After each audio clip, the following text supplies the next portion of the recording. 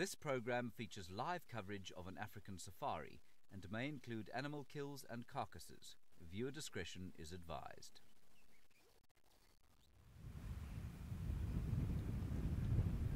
Look at that. I have got one of the tallest animals in the world, and this animal is trying to feed from one of the long trees, and already the animal has started showing some unusual behavior. For the first time, I'm seeing the giraffe breaking some of the branches in order to access the leaves. A very good afternoon and welcome to the beginning of the afternoon safari. I am Sydney Mikosi and I am traveling with Dave, who is my camera operator this afternoon. We are going to try by all means and give you the best wildlife experience ever. My plan for this afternoon is to look for the spotted cats, and don't forget that this is an interactive activity. You can follow us on Twitter, #SafariLive. You can also follow us on YouTube chat stream. So I'm just going to move now a little bit much closer so that we can have a lovely sighting. So this giraffe looks very interesting at the moment as it is displaying some of the unusual behaviors.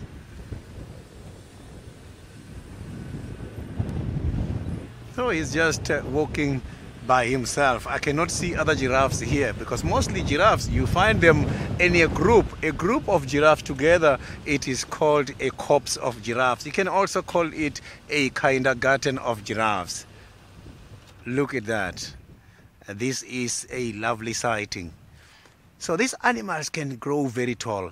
So the males, such as this one, can go up to 5 to 6 meters. And if you look at the legs, they can grow up to 1.8 meters. And the amazing part is that the legs are the same size as the neck in terms of the length. That is something amazing. So you can see the spots, they are very dark. The males, they have got dark spots, whereas the females, they've got light spots. But both male and females, when they're getting old, they both dominant dark spots. So when they're old, you must consider the following. You must have to consider the thickness of their horns.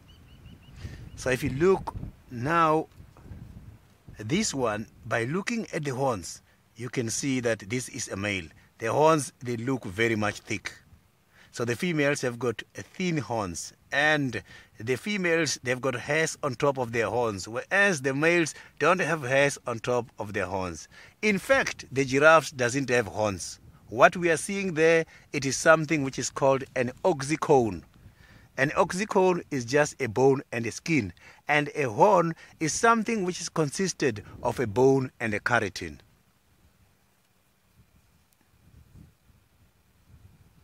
So you can see that this giraffe is getting tired of looking up all the time. So now let's go to David, who got one of the largest land mammal. I am here with one of the tallest land mammal. David has got something very interesting by the Masai Mara at the moment. Hello everyone, and welcome to the Masai Mara Triangle Game Reserve in Kenya. And I'm trying to look at the commonalities or similarities between giraffes and elephants. And I would only say they're both herbivores, and elephants will be both browsers and grazers, and giraffes being more of browsers. I don't see any other commonality or similarities between these two animals. A very warm day or a very warm afternoon we have in the Mara, and as usual my name remains David, and with me on camera today is Manu, and a very good afternoon, Manu. Good afternoon. You're all very welcome, and remember always our safari drives are very interactive. Your questions or your comments are very welcome. As usual, you can use #SafariLive on Twitter, and we'll always be very happy to answer your questions or share your good comments, like seeing elephants and seeing zebras in the background there. A pretty warm afternoon, as I was saying before, 29 degrees and 85 degrees Fahrenheit.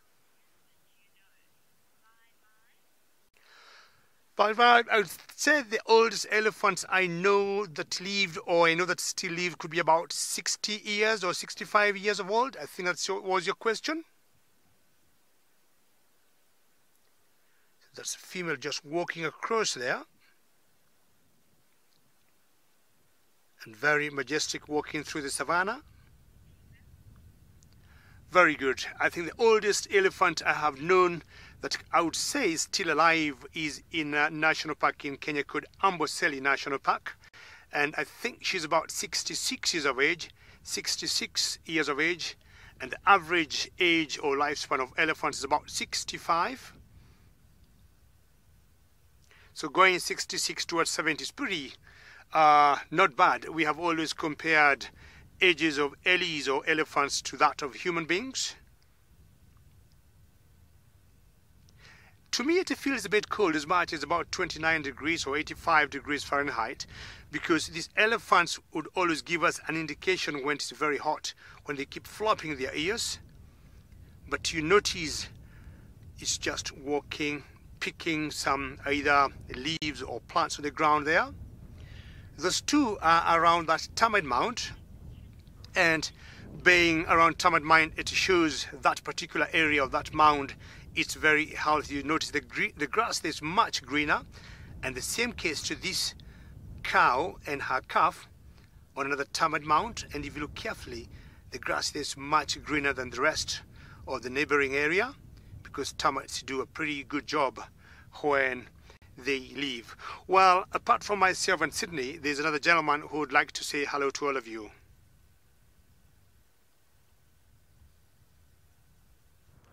Indeed I would, David, and it's always nice to hear from David up in the Mara. Now you can see that there is a rather macabre image that is about to present itself. There lies a dead Nyala female, I'm afraid. You can see the bite marks to her neck, and so this is a very interesting situation because this Nyala was killed probably in the early part of today, and so you'll see as we come back it's still very whole. It's down in a drainage line and is very, very close to where Hosana and Tingana were this morning.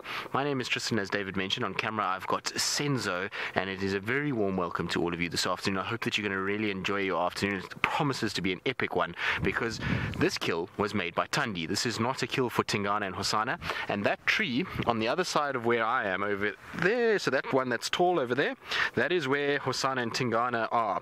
So that's where their kill is. They apparently are both still there. Tandi somehow has managed to kill this antelope at some point without the two of them even realizing it, and has fed a little bit, but she's not here at the moment. She's probably lying up somewhere in the shade. We'll try and find the two of them now, but the two of them apparently, after we left, because some of the trainees sat here for a while and they followed her all the way around, and she walked with Tlalamba all the way around back to this kill. So unfortunately for her, she is going to probably lose this. Tingana, there's no ways at 150 meters or 100 meters from where that tree is that Tingana is not going to find this, and his nose is not going to lead him to it, or Hosana for that matter. But we have 4 leopards on 2 different kills within the space of 150 meters, which is absolutely ridiculous. It really is a phenomenal kind of situation, and not one that you would really see all that often. Now you can see that that Nyala is very, very fresh.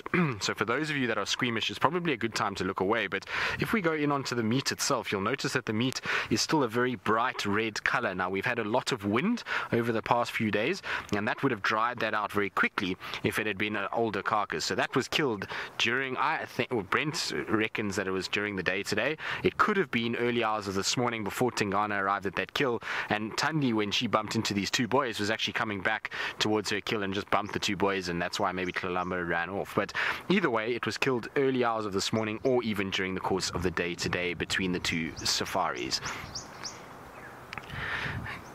Kel 6, no. So given that, I mean, if she did kill it after we saw her this morning, well then the hyenas have all been sleeping. You know, it's the middle of the day, hyenas don't move around all that much, and they didn't spend time at the carcass where Hosana and Tingana was, because when Hosana and Tandi had their little altercation earlier, and the one hyena that was there ran for its life. It just tucked and ran as far as it could to try and get out of there. I think that hyena is still running when it heard all the growling and hissing and kind of snarling that was going on, and 2 leopards barreling down towards towards it, and so it just ran off. And so no, they haven't found it, but tonight they will. If neither or any of these 4 leopards doesn't tree this kill, then most definitely we're going to find that the hyenas will steal this, unfortunately. But I'm very surprised from where Tingana was in the tree that he didn't see the kill take place and then come in and actually take it for himself. Now, interestingly enough, we've actually got some little white-crested helmet shrikes that are bouncing around very close to the carcass, and I wonder if they would actually go and feed off any of the insects that could be close to the carcass itself. You don't really often see birds close to a leopard carcass because it's quite a dangerous place to be. They're right above it right now, so you see they're sitting right above where the carcass is, kind of bouncing along on the trees. I wonder if they're just hawking little insects that maybe are landing on that carcass itself, which is a very cool thing to see. Not often you actually kind of can hear them, but you can hear that clicking sound. That is them as they sort of forage around this particular area. There we go. Very cool. Right, now on that note, we're going to sit here. We're going to try to see if we can just find a visual of Thandi and Columba, because we didn't get to see Columba this morning. And so while we do that, let's send you back across to Sydney, who I think is still with the very tall spotted creature of his own.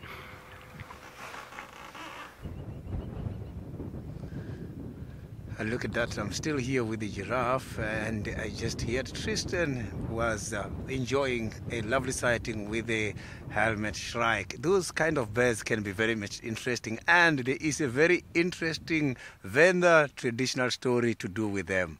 If you see them, it means next week we are going to eat there.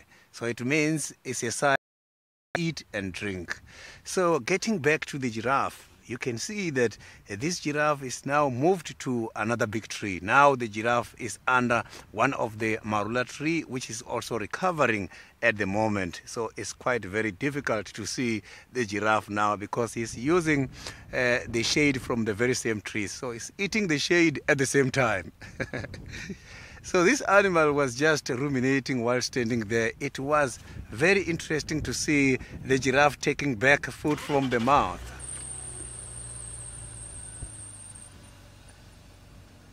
Not a leopard, the giraffes, they do drink water, and how they drink is interesting. Yes, they do concentrate on a lot of moisturized leaves, but they drink water. And when they come to the water holes, this is what they are going to do.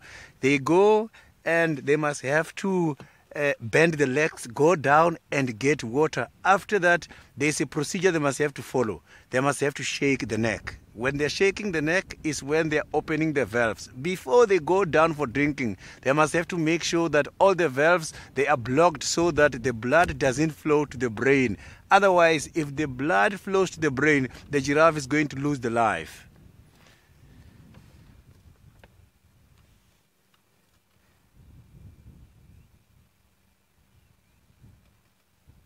So look at that. So this animal has got a very long tongue.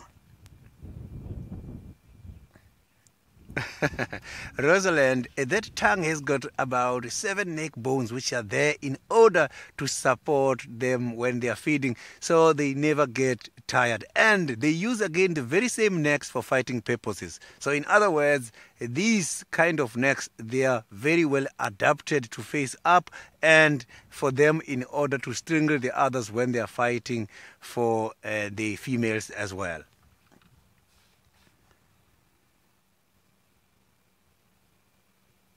So look at how that giraffe is walking. You can see that the body is moving swiftly. So that is what the giraffe word means, one who walks swiftly.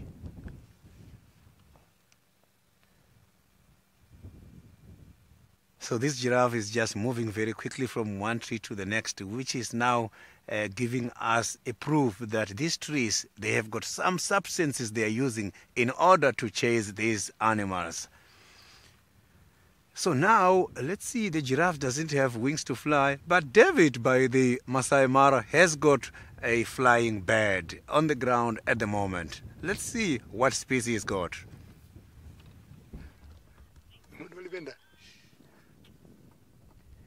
We just had a few seconds ago over, but let me just find out. First time I'm seeing a Niger. Let me just reverse a little bit. And there's a Niger, which is very difficult. That way. Keep going. Forward. We have a Niger here that I've never seen during the day. This will be my first Niger to see during the day. Tell me, Manu. Keep going. Keep going. Just hold it for 1 second. Okay. Okay, let's see where the money is going to put it on the frame. Back up. There's a little bird right there, and is a nightjar which are very difficult to see during the day. You only see them at night. Man, what do you suggest? Back up, move forward. Let me just go forward a little bit. She's just hiding in that grass. She just jumped up and she landed there. Let me just move forward a little bit and see that. Maybe we like to see her. And she's right there. You see her there? Right there. You see her, Manu? Yes. There. Excellent. Well done. Oops. She just took off. But anyhow, that was a nightjar that are always very difficult to see. I'm still not giving up for one more view of her. And you only see them at night. Nightjars and scrub hairs. You rarely see them during the day. But I just think this is a lucky day for me. I don't know what that luck translates into. Okay, maybe. Okay, maybe I gotta keep my voice low. Yes. There. Manu, good. Well done, Manu. There she is. And I do not know what nightjar this is, but my guess this could be the mountain nightjar. And I don't know whether Project Alpha is watching. Project Alpha will always get me when I get stuck. And one thing I know for a fact, this is a nightjar, and you only see them at night. They're very nocturnal birds, and you notice how she blends in very well there. I don't want to be very loud, neither do I want to get my bad book or my pad just to flip the pages to look who she is. I also cannot see her very well, but one thing, from the size of her eyes, you can tell she's a nightjar. They normally have large eyes. Not sure you can see the beak. They'll always have some whiskers, which they'll use to catch flies at night. And they always have a very special tool that have something like a brush, because they use that tool, I'm not sure it's on the right leg or the left leg, to just groom themselves and just to align or realign their feathers. So if you get a nightjar and you watch carefully on one of its toes, it has been modified to something like a brush, and they will only use that tool or brush just to align their feathers, because if you look at her carefully, she looks very nice. Grace, 100%. I mean, until she jumped up, Grace, I had not seen her. So she blends in perfectly well. And I'll tell you, Grace, she'll be there for the rest of the day, and she'll only become more active at night when she goes out to feed on flies, or sometimes when you get them on the road or some open areas where there's no grass to warm up. Willow, yes, nightjars will always nest on the ground. In general, they do nest on the ground, but sometimes, depending on the particular species of nightjar, you might see them on trees, on branches, and they usually blend in very well. And at times you might mistake them for part of the tree. So you'd imagine this particular one that we're seeing here on a branch of a tree, or at a branch, at a tree that branches on one side, it will definitely look like part of that tree. In general, they nest on the ground, and I think it's usually much warmer for them. The only guess I would have here for this one is the mountain nightjar.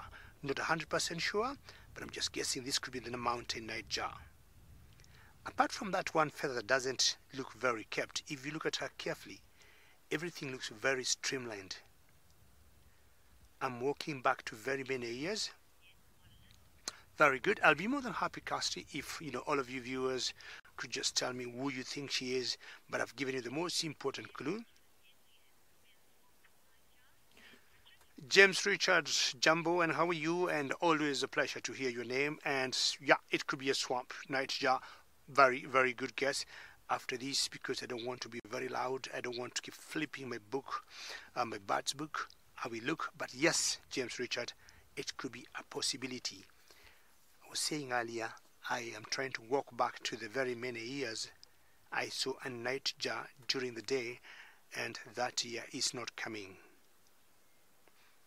Manu, when is the last time you saw a nightjar during the day? Manu is saying the last time he saw a nightjar during the day was today. Thank you very much, Manu. Blending in very well there, and it should be there, as I said, maybe the rest of the day and only coming out at night. I'll just try and move forward 1 meter. If she doesn't fly out, fine. If she does, well and good, and see if you might see more of her. Just hold on right there, Manu. We're going to move forward a little bit. Perfect. Manu says perfect. And look at her.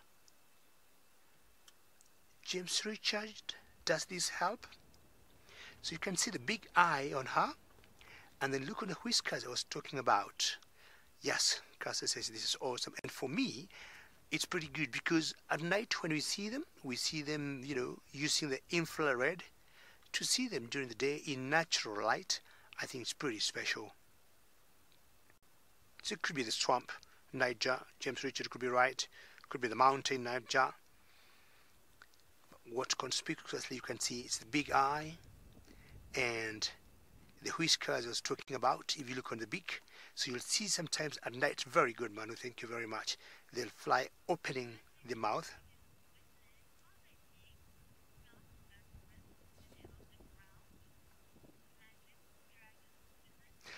Magic Dragon Wizard, yes, you're right. What we do, we really drive off-road, and of course we are always very careful. And my guess is maybe she could be lying on her eggs. But apart from us, the other challenges Magic Dragon, you know, they got through will be like animals like jackals or bat-eared foxes or say monitor lizards who will always come, or snakes even, come and feed on their eggs. But yeah, you got a good point there. We'll always try and make sure we have very minimal impact when we are off-roading. And right now where I am, I'm just on the road and she's just on the side of the grass. And until she flew up, Magic Dragon, I would not have seen her completely. And she just landed there. I think this to me could be a sign of good luck. I might have a great drive today. Manu, do you feel like me? Manu says, oh yes, we might be having a very smashing afternoon on the drive to see a nightjar during the day. And this time, apart from the first 2 times she jumped up and down. Yes, Cassie, I agree with you. This must be one of my greatest drives because she just laid down there and she's just so cooperative, giving us the best views. Eye open, and you can see it's not like a round eye, and I think that way it makes it easier for her to see at night. It's like oval-shaped. And at one point I'm going to open my book and have a look at who she is. Hello there. In general, you see them, you know, in ones, not in pairs. You'll only see them in pairs when they're mating, and after mating's done, they go separate ways. And in that position, you would not even know there could be a bird right there. Nightjar, thank you so very much. I'll let you have some little peace there, just rest, and hopefully this could be a good sign of a great drive for me and Manu this afternoon. Let's see what that might translate into.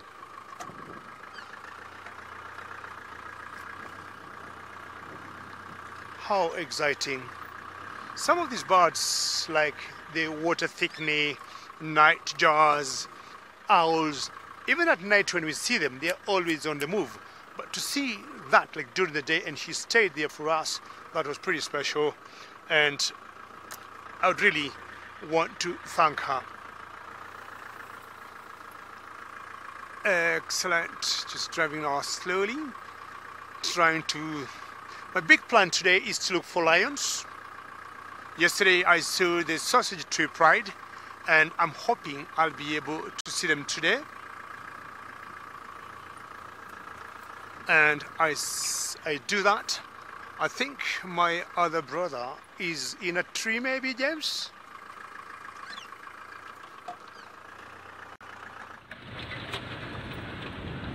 Are we live? Right, our radio is not working very well. Hello everybody, good afternoon. Welcome to, well, this end of the Sunset Safari. We are on Torchwood, where the radios are not so fly, but we're on Torchwood because, of course, there are some lions here. Brent Leo Smith came looking here with his friend Jamie Patterson, and we're just trying to now relocate where the lions are. They apparently have killed a buffalo, which is very exciting. Well, let's just hope I can actually find them. Just through here. Sorry, the game drive is now very loud in my ear. Something else I had to tell you. Oh yes, of course, well, you can talk to me like you've been talking to everyone else. Hashtag SafariLive, chat stream on YouTube, all that stuff. Now it should be right here. So, have you got them? Sebastian can see them.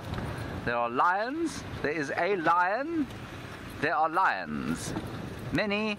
There is a buffalo. The buffalo is no longer alive, but very dead. This is very exciting. Marvelous. Let me just get into a position that Thelma the thermal drone is not in the way of. Been killed. I believe the lion has just come in though. Sorry.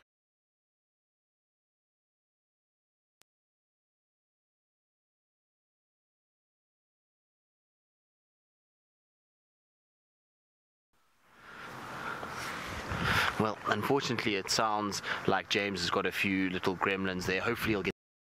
So it's very exciting. Now, we came up towards where Hosan and Tingana are.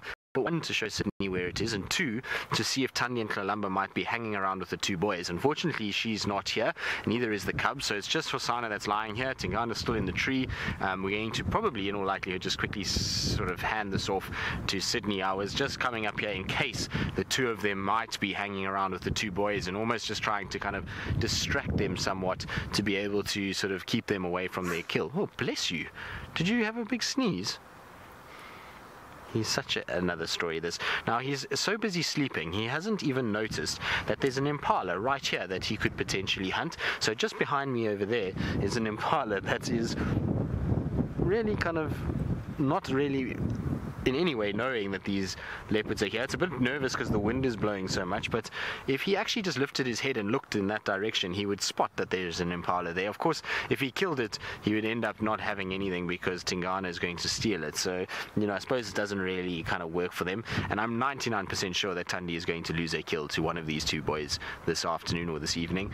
For now, though, both of them are fairly sort of sleepy and fairly tired and are not really doing too much. Like I say, Tingana has spent his entire day up that tree, which can't have been comfortable at all. He really must have been struggling quite a bit up there. I'm sure he's going to be quite stiff when he eventually does come down. But like I said, we're going to leave this with Sydney. I want to try and see if I can find the two girls, and so I'm going to be driving up and down all over the place to try and see where they have gone. And so while I do that and go off and try and find the two girls, let's send you back across to David in the Masai Mara. He's driving about. Tristan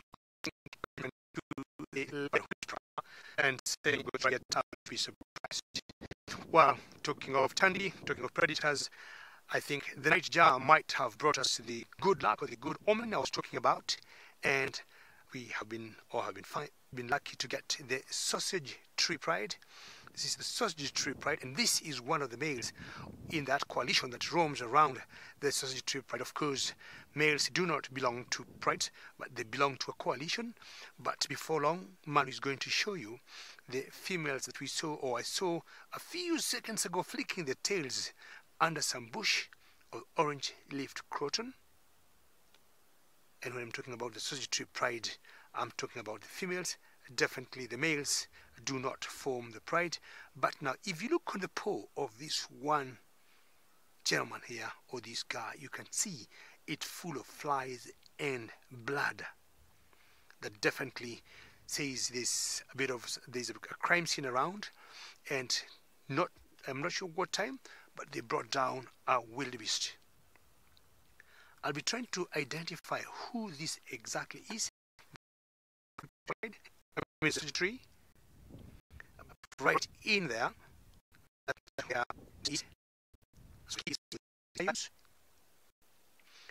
And somehow this male is in charge, because a few seconds here, as I got here, one of the females rose up towards the kill, and this male just pushed it out.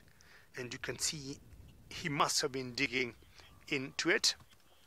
We'll be finding out. We'll try to get a little bit closer because my signal is a bit iffy now. But let's first go across to Sydney, as maybe I reposition myself, and it'll be better place to keep narrating.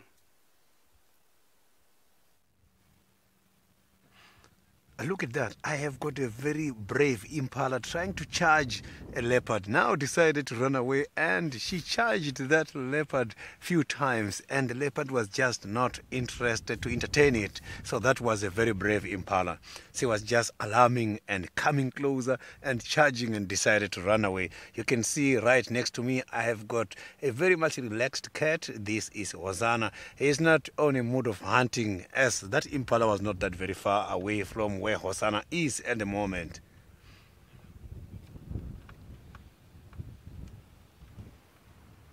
So he looks very tired.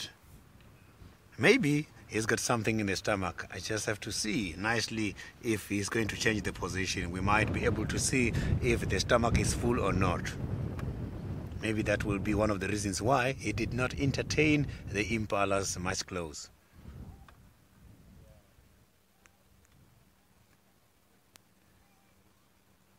So you can see that now he is getting excited.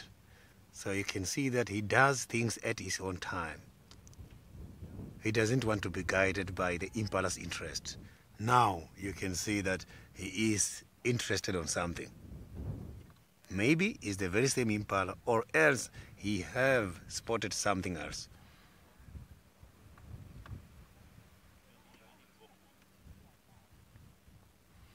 I am very much interested to see what this animal is fascinated by. And I am not alone here by the sighting. I do have some other guest who has just arrived now. Don't get confused when hearing some camera clicks.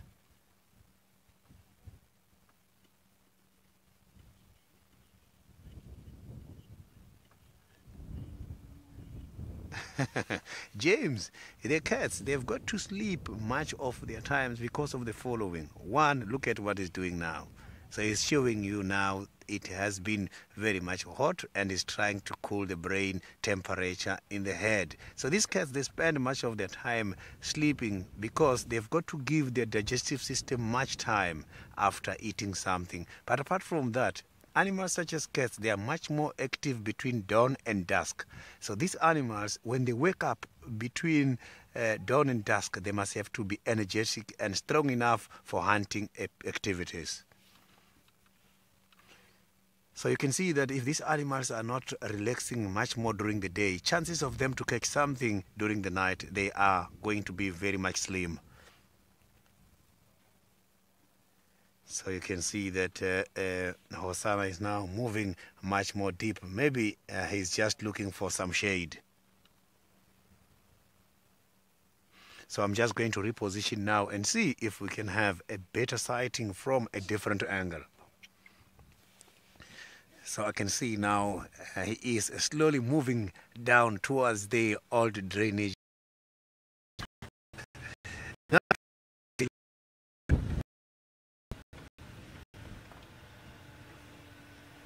So his positioning here, I can see that he is standing while listening to something.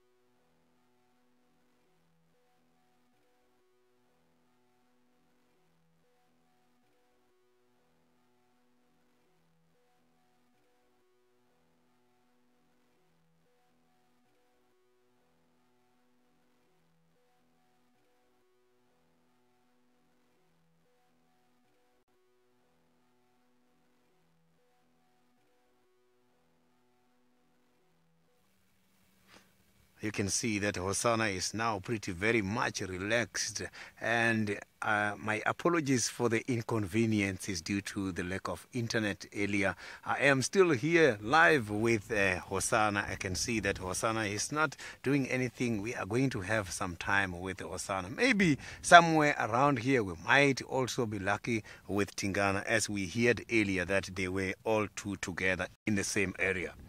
So I am going to be looking around here to try and see if we cannot find Tingana. Oh, Dave has spotted him. He's right up in one of the trees there. Oh, that was a nice spot. It's quite very difficult to see. Look at that. He is very much camouflaged. Doesn't look like an animal in there. You can see that the tree is still very green and is very much bushy with quite a lot of branches. So it means now Tingana and Hosanna, they're just all together at the same sighting. This is interesting.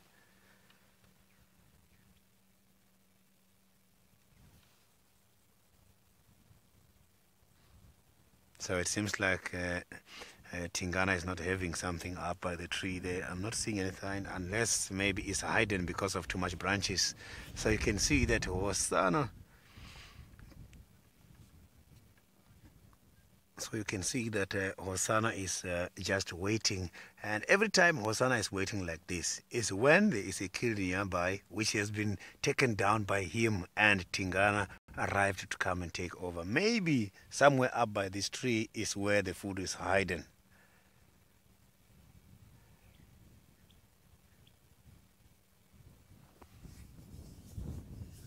And because of that, we are going to have all these cats together.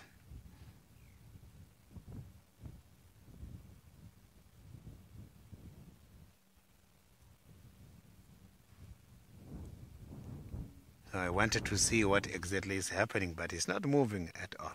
So now let's go to Tristan. Maybe Tristan has got something interesting at the moment.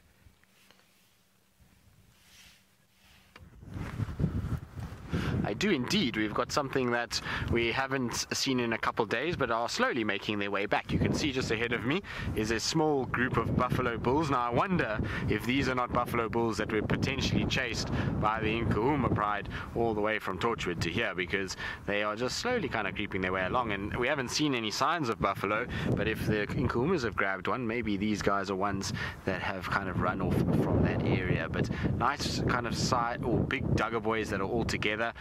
This is not a herd structure, so as far as I can see, the tracks so far just indicate that it's just a few boys together, and they are all boys. And even though it's 5 or 6 of them, that still doesn't mean that there's girls in amongst them. So this would be quite a formidable grouping to go after. If the Nkuhumas did bring one down out of this, well, they've done a phenomenal effort to be able to do so, because these guys are big, they are strong, and they are powerful. And the one on the far left is an absolute monster. He's got huge horns compared to all the rest. So there he is, there, straight in there.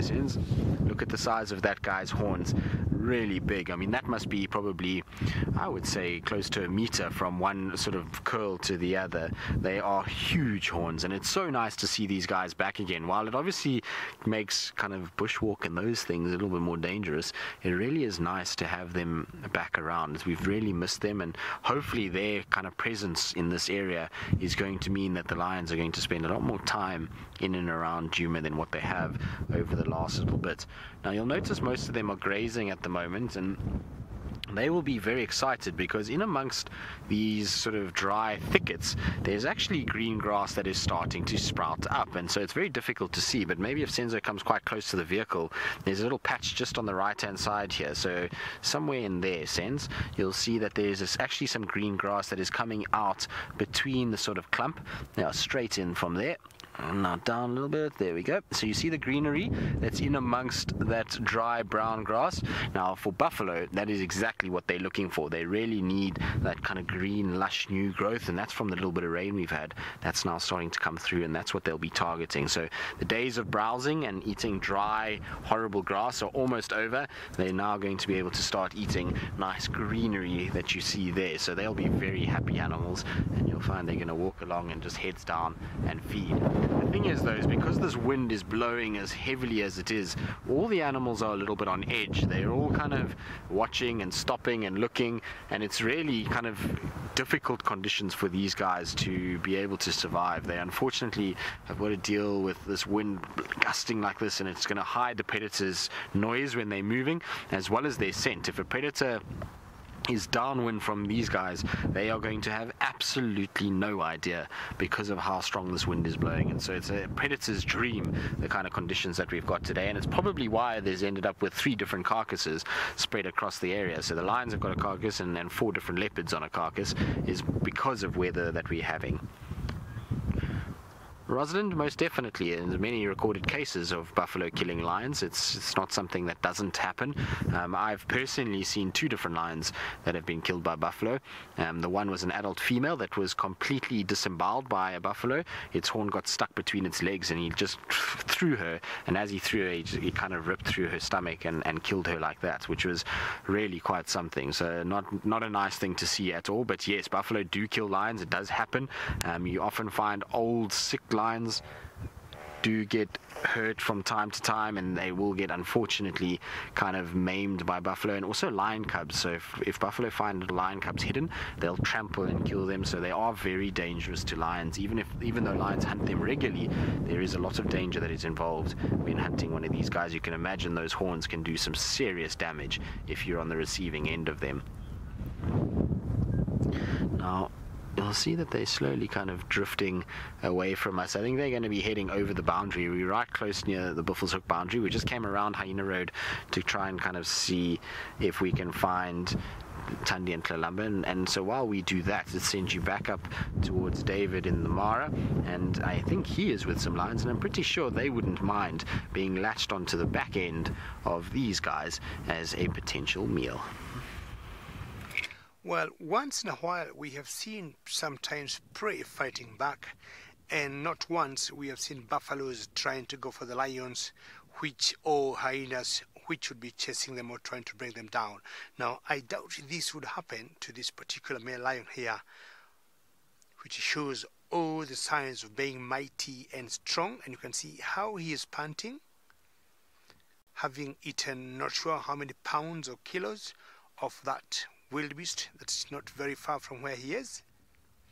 Now, this particular male comes from a coalition of lions that we call the sausage tree. For those who are joining us now, there's a particular pride of lions that we call the sausage tree pride, and they are males that will be in this particular territory where we are, and this is one of those young males. So there's this male and another male. But now let's find out if Hosanna could be up to something.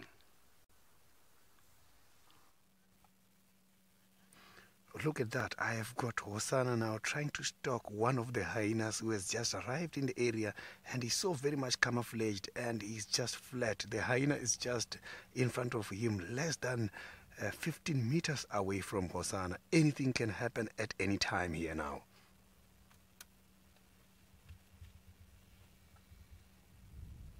So you can see that now the hyena has just spotted Hosanna. You can see that the hyena is trying to avoid him now. Look at that. He is still following the hyena. And he can see the hyena from the top of the termite mound. He's very much interested on that hyena. And that hyena is avoiding Hosanna by all means, not even checking what is happening behind.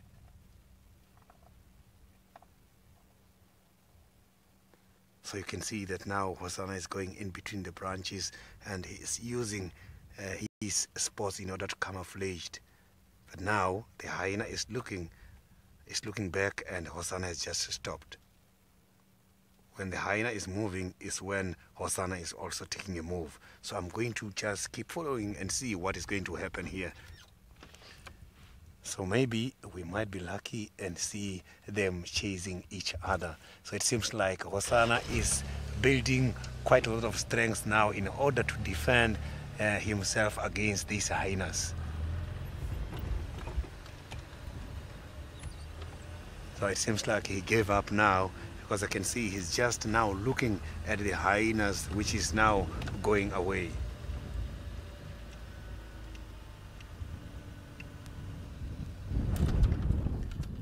So you can see that now he is just sniffing the ground. That is where that hyena has gone past.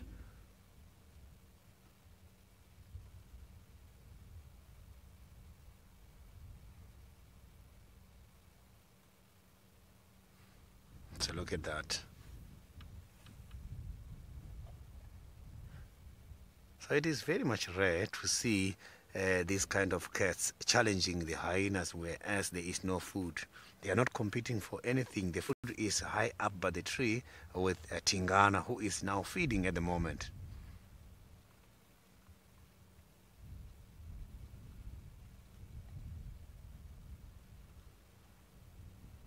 So you can see that this cat is sniffing on the ground, and after that is opening the mouth to try and confirm about something. So I'm not too sure what this investigation is all about.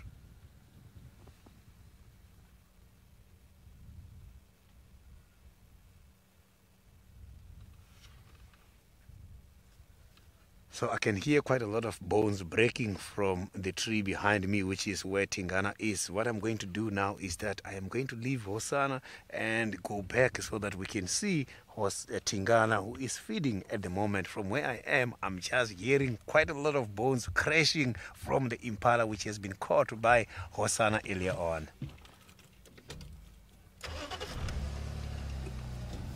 So it seems like we might have a better sighting where Tingana is. So you can see that these sightings are just very close to each other, not very far.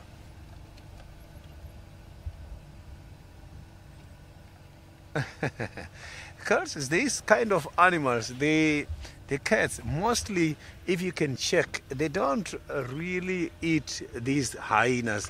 But cannibalism is practiced by some of these animals. But I've never seen a leopard eating a hyena. But sometimes, yes, they can when they're too hungry.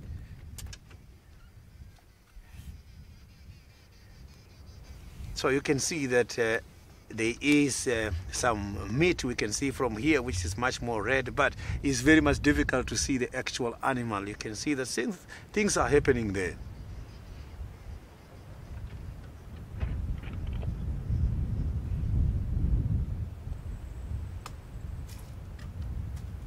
So you can see that some piece of meat they are now falling to the ground. Maybe Hosana is gonna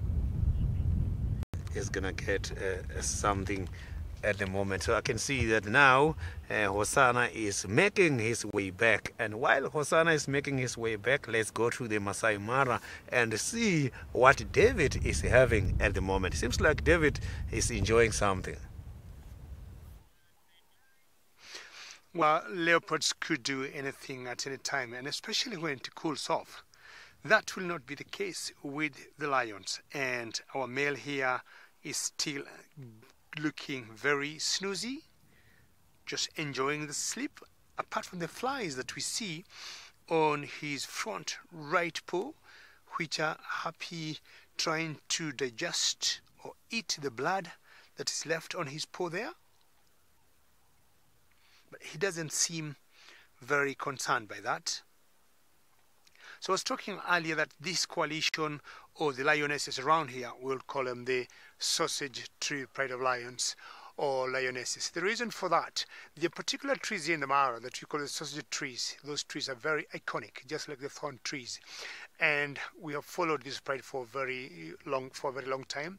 We have always found them going on top of those trees, either to look for some nice shade, because sausage trees have very huge leaves, and the barks or the tree branches have very smooth barks, and when they climb on top of them, they are always very comfortable. Another reason that would make these lionesses, like the one you see there going on top of that tree, is to go away from the flies. If there's so many flies, in the grass, like for example where she is, they will always do that. And that's how they got the name, the Sausage Tree Pride. Remember, this is a very interactive safari that we do, both here in Kenya, in the Masai Mara Triangle, and in South Africa. You're always welcome to ask questions, or should you have some nice comments to give, you can do that. using hashtag SafariLive. Alrighty, we now move down again to South Africa to Tristan.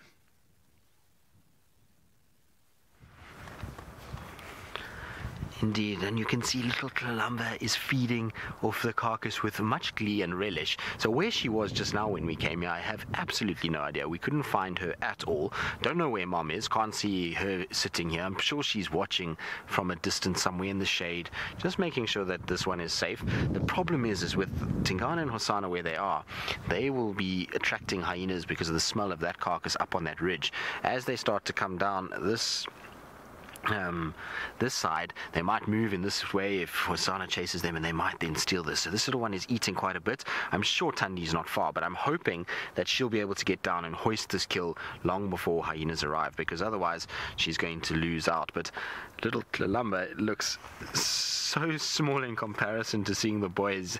I haven't seen her in a while, and she's still very little in comparison to, you know, the likes of Hosana and Tingana. You forget just how small these little females are when they're around a year old. She's got a lot of growing still to do, but look at the size of her tummy. She's eaten a lot. I think these two must have come off a kill already. This morning when we saw Tandi, she was quite full already. Didn't look like she had eaten off this carcass, and so I wonder if these two weren't sitting on a kill since the last time Brent saw them, and then they went off, and Tandi we saw yesterday afternoon killing that scrub hare, and then they made another kill here today. So very cool to see. But the fact that we're sitting within 150 meters of two male leopards, we've got a young female here, her mother must be somewhere close by as well, means it's just ridiculous. 4 leopards on 2 different kills in this, like I say, in the space of 100 meters is almost unheard of, and so we are seriously being spoiled on our leopards this afternoon, or this morning and this afternoon, should I say, just lately in general actually. And I'm so excited to catch up with her. I haven't seen her in such a long time. It's really good to kind of see her going about her business, and how kind of dwarfed she is by that Nyala is quite funny. Now you'll notice you can see her mouth is moving quite quickly, so you can see there she's actually not chewing at the moment as much as she's licking. She might be licking a lot of the blood up. They will consume blood, and they will lick up blood as it contains a lot of water, and it allows them then not to have to, well, to not have to go towards things like a dam or a pan. She's also probably got herself a good chunk of meat, and sometimes you'll find they'll actually, when the carcass is like this, lap up blood that's pooled underneath or in the cavity of this particular animal. So she's really going to town though, isn't she? That is so cool. So glad we've managed to catch up with her and that she's actually here. Now I just hope the naughty hyenas don't steal from these two, because if it's not hyenas, I suppose it is going to be a male leopard. They're pretty doomed either way when it comes to this kill. The only saving grace that these two have got is that the wind is coming the complete opposite direction to where the boys are. So if they were the other side of the boys, this scent would be blowing right onto them, and I can pretty much guarantee that they probably would have lost it by now already. But the way the wind is blowing, it's blowing from them to, from the boys, kind of, it's going across between them. So it means that unless they walk in line with this carcass southwards from where they are, they probably won't pick up the scent, and with the amount of wind that's blowing, the noise of her eating is not going to be easily heard at all, and so she should be able to get away with it. I hope that they'll get away with it, but knowing Tingana and Hosana, both of them have noses unlike any other cats, and will probably in all likelihood pick up that scent and kind of figure it out and move this way. We're in for an epic evening either way, and as that sun starts to set and that carcass that Tingana's on starts to diminish, so we might see a kind of interaction between all 4 of them as well as hyenas in the mix. It's going to be a really kind of special kind of afternoon, and so we have to hold on to our seats and see how this all pans out. It might all just fizzle out into nothing and everyone just stays in their respective places, but it could also just be a spectacular kind of afternoon of sort of leopard chaos, which would be very, very cool. But I still can't get over how much smaller she is than what Hosana is. Hosana, I forget how he's grown. I remember, last year he was a little boy. Now you kind of, that's just because I just saw him just now, and you compare him to the size of Tlalamba, and he really is that much bigger than her. He will dwarf her now, and he even dwarfs Tandi. You saw this morning, those of you that were watching and those that weren't, well, basically we had Hosana and Tandi side by side, and you could really see the size difference already in in Hosanna and Tandi, and so with Tlalamba he'll really kind of dwarf her completely. But so cool to see this little one. She's got so much kind of sass to her. I really thoroughly enjoy her. Tandi must be driven mad by this little cub. Ever since the first time we spent time with this little cub, it would just do its own thing and kind of very seldom listen to mom. And so I've thoroughly kind of enjoyed her attitude towards life and just her general kind of disposition and her sort of way about herself. She's going to be an interesting female. She's going to be a tricky one in many respects because she doesn't come out all that often. It's very seldom we just find her sitting by herself. She doesn't really like to be seen other than, you know, if mom is around or on a kill like this. So she's going to be a bit tricky when she gets older, especially if she spends time kind of hanging around this area. We're going to have our hands full, I think, with her, but I'm hoping that as she kind of goes and grows older and hopefully gets in towards motherhood, she'll calm down a little bit and not be so full of beans as she has been over the last year.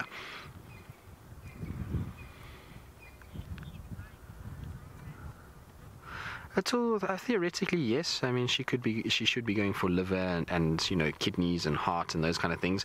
But I suppose maybe she's gotten maybe a kidney there already, and she's just kind of eating her way around all of that and opening everything up.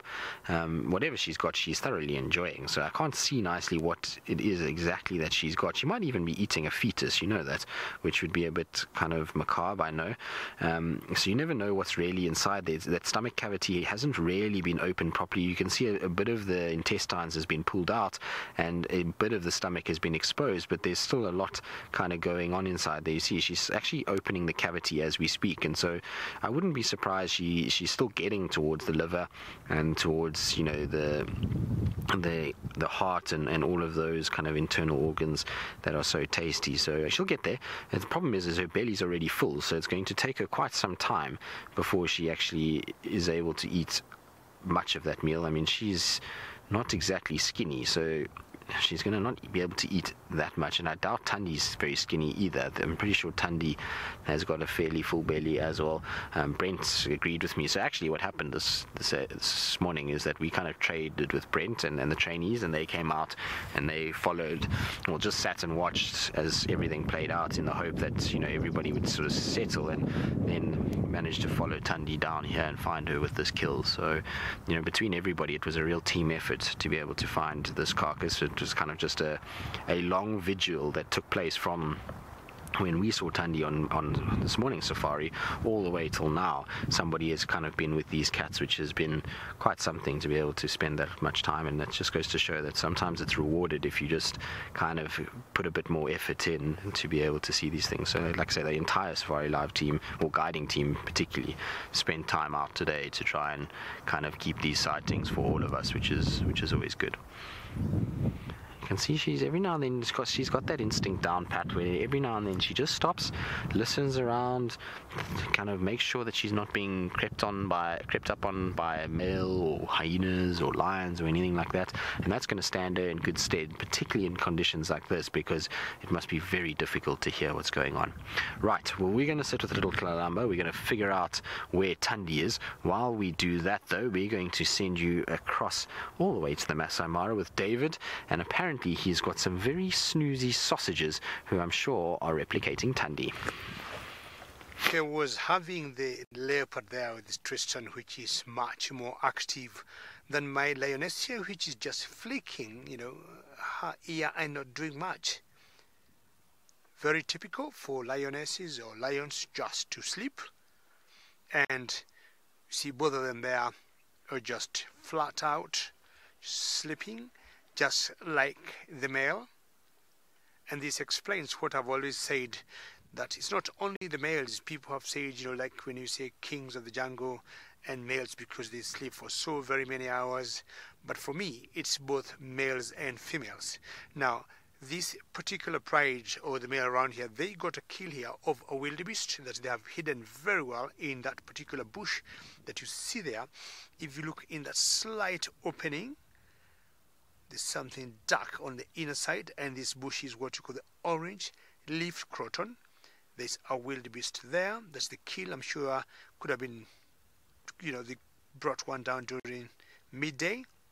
Now, there's something very special about this particular bush that we call the orange-leaved croton. The leaves and those green leaves you see there, they do not attract any flies. And lions, I think, time immemorial have known anytime they'll bring a kill there, anytime they will lay down there, they are guaranteed not to be disturbed by those irritating flies like, you know, the flies or the big ones or the mosquitoes, and any flies that will come to them will be not of much concern. So you see the male is not very far from that bush, just like the females, just laying on top of that rock, and I'm sure he's getting a bit of warmth from the rock he's laying on. Remember, this is a very interactive safari. Should you have any questions or comments, like saying, wow, how nice to have him just sleeping there, please send them through. John, I would say lions have the largest canines. Lions have the largest canines if you compare to all the big cats that we have. Of course, we got leopards, we also got jaguars, and we got tigers which are much bigger than lions, as much as we don't have any tigers in Africa. But I would say tigers, if you look outside Africa, would have the largest canines. But looking at the cats that we have in Africa, I would say the largest. And they will need them because they need to subdue when they bring, or when they're just choking them, or chokehold when they suffocate them before they start, you know, eating them. You can see him just panting there. Got a bit of sun now on his body.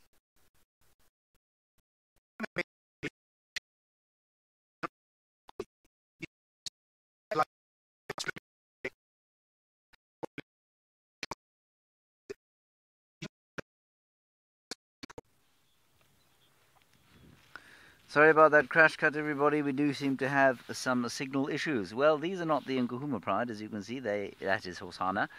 He is, of course, below Tingana, which you all knew. And I have taken over the sighting from Sydney because Sydney is going to go to the Lions and see if he can't find some signal there with Wendy. If he can't, he'll probably come back here then. We do, of course, have our SABC3 show coming up at 6:30 this evening. 6:30... that is Central African time, and we will be live, all four of us, from here. Whoops. And so Sebastian says sorry about that.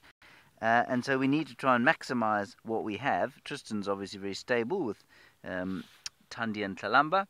We're sitting here with the two males, and it would be great if we could have those lions, but I have me doots that even Sydney and Wendy will be able to get signal at the lion. But he will be there probably in the next 20 minutes or so, and we'll keep you posted. Quite a remarkable day has been had by all here. I don't know if Tristan told you, I think he did, but the trainees were sitting here all day babysitting the leopards, which was great for them and for us. And quite astoundingly, you know, they've arrived here pretty... Well, I mean, they've got some bush experience, with lots of biology behind them, but they've driven in here and suddenly they've got 4 leopards within about, oh, I don't know, an acre of each other. Quite astounding.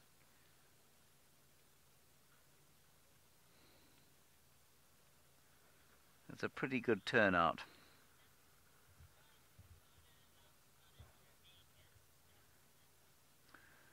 Dos Santos, I think that Tingana allows Hosana to remain because he's his son.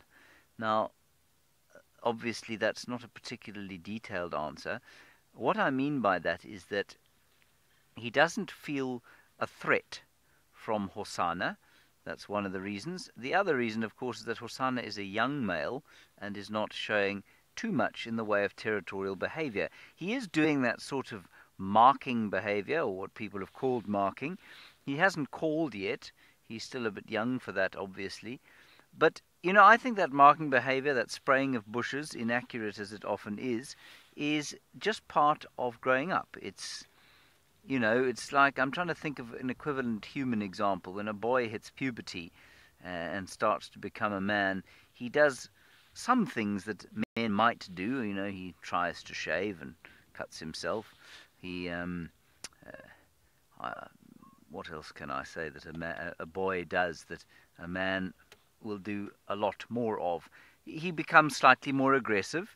He tries to test himself against other boys as his testosterone levels raise. But he's not really being a man. He's just kind of learning or feeling the first flushes of being a man. And I think it's very similar here. Hosana's obviously got the hormones of adolescence now coursing through his body. And so, well, some instinct, sometimes he feels the need to spray on the bush. I'm not sure he really understands why he's spraying on a bush yet. I don't think he's necessarily trying to mark territory. So that's what I think's going on there.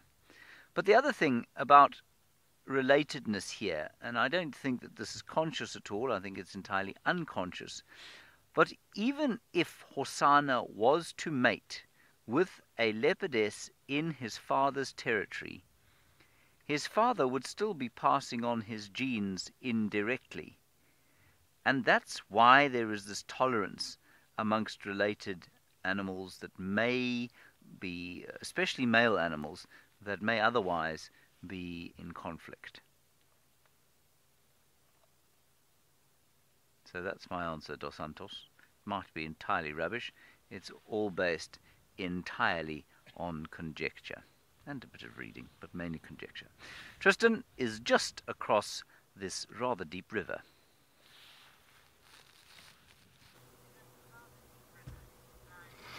Indeed I am. I know exactly where James is. I saw him just now, briefly through the thickets. I can't really see him anymore, but you can see now that Tandi has come in instead of Tlalamba. Tlalamba moved off a little bit, not far, and then Tandi came and took her place and is now tucking in to feed. But when I was saying earlier that she's got a full belly, you can see it quite clearly now.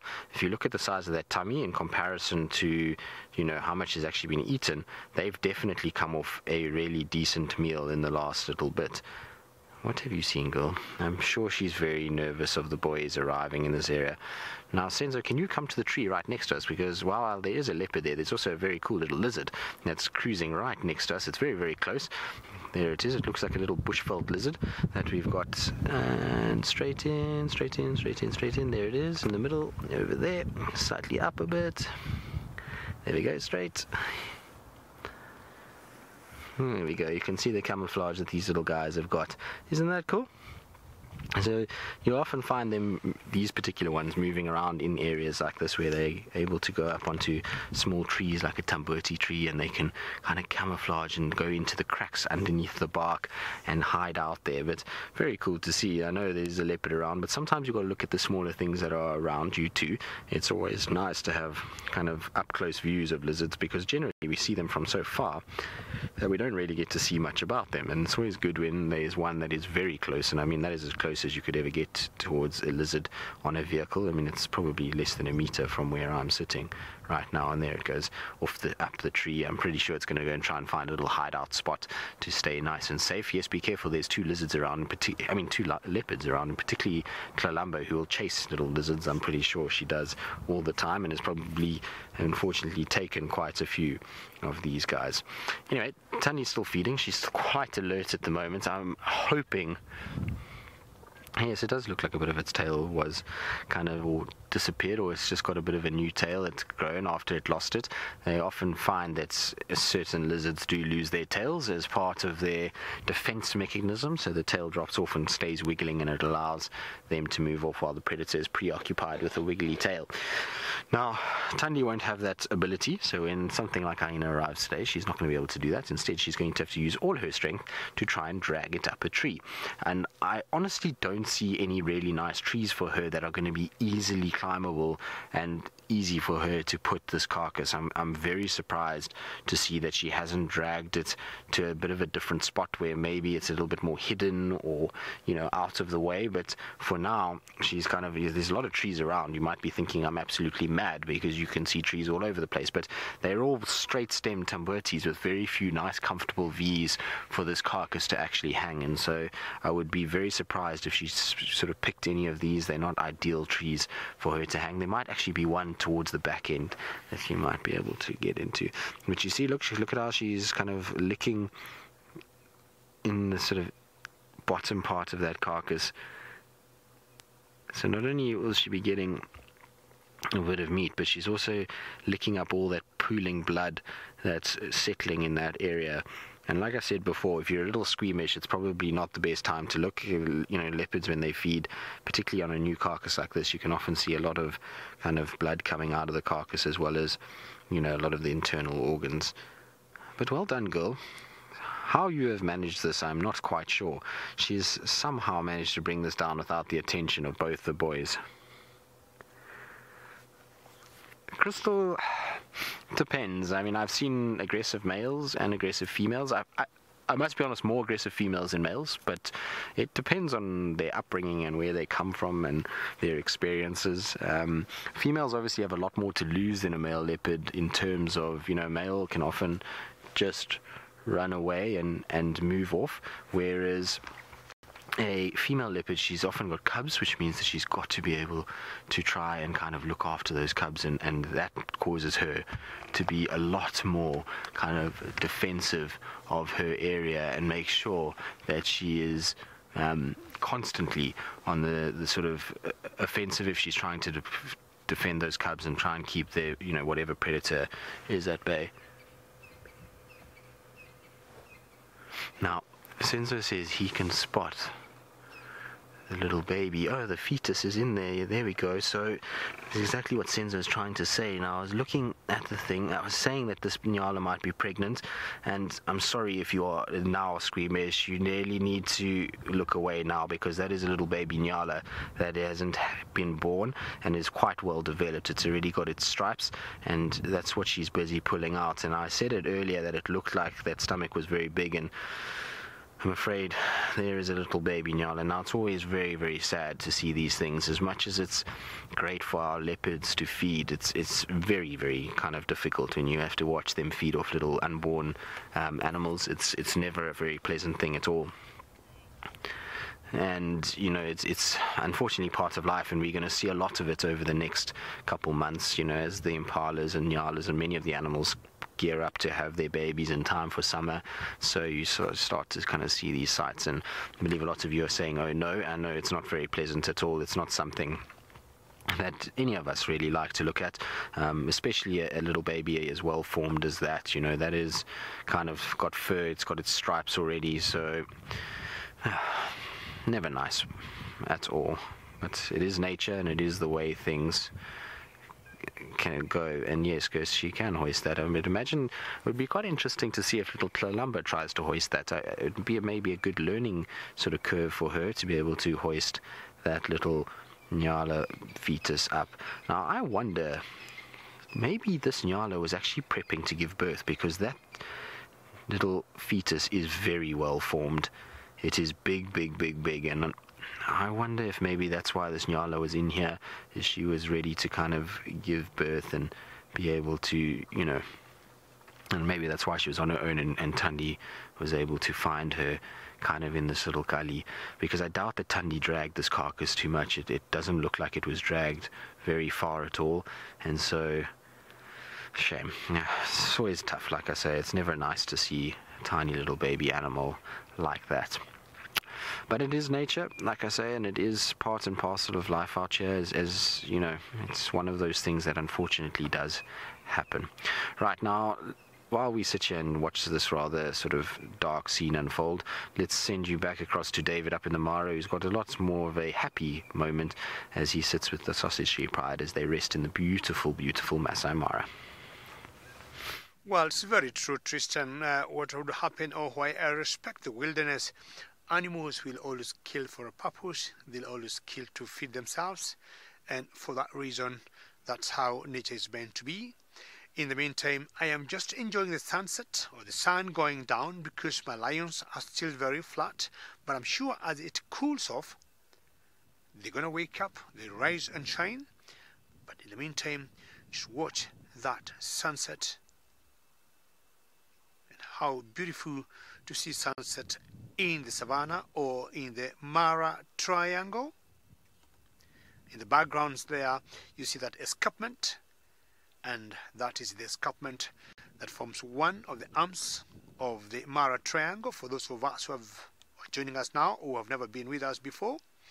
So the famous Masai Mara game, a triangle has 3 arms. That's one of it, the Ololo escarpment, and then there's another arm that's the boundary between Kenya and Tanzania, and the other arm of the triangle is the Mara River, which many wildebeests will be crossing or have been crossing for the last few weeks or months during the migration. How beautiful is that sun as it goes down? Just watch it for a couple of seconds with all the beautiful colors of the world that you'd think of. Very good. And yeah, casting the final control says that is just amazing. Think of any nice color in your life: yellow, peach, black, white, orange, bit of blue, black, or the colors as human beings would love. Slowly and surely, the sun has given us a very good sunset here in the Mara Triangle.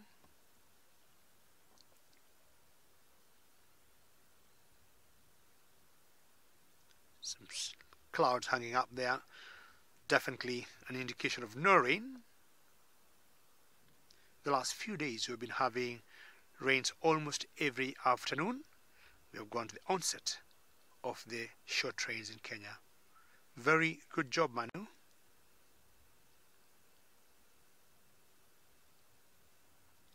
How peaceful is that? Well, I've been thinking about the nightjar we saw earlier, and James Richard, I know you are an expert. Yes, but too, and I'm looking at how good is that, Manu? Is that good? You're only good at the dashboard. Is that okay? Very good. I've been debating of the nightjar we saw earlier, and I've been flipping through the pages. Oops, sorry about that. Of my book, and I looked also at the swamp nightjar from James Richard. And looking carefully, the distribution did not show it to be where we are in the Masai Mara. So in the meantime, not 100% sure. I'm settling on the dusky nightjar, but of course we can debate on that one a little further. Alrighty. Where are the lions, Manu? Are they still there? Sorry about that. Yeah, still sleepy. And I just found out we got 3 in total here, not very close to where we are. We got the oldest female in this group that's called the Kingtail, and we shall be seeing it much later. But let's move from the lions in the Mara Triangle to other lions in South Africa.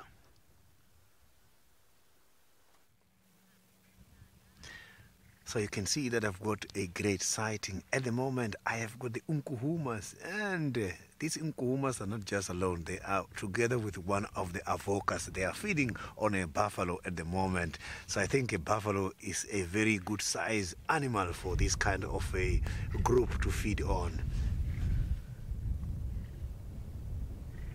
So you can see we've got one beautiful male there.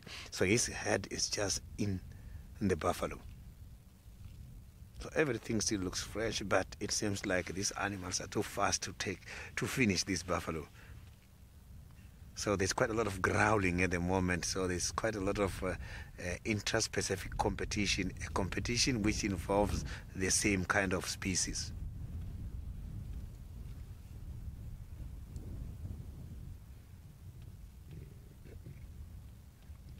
Listen to that. So this male is growling all the time.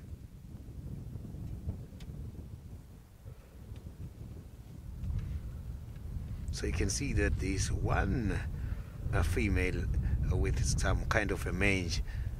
So that kind of a female doesn't really belong to this pride. So it's one of those 2 females who are trying to force themselves to the pride.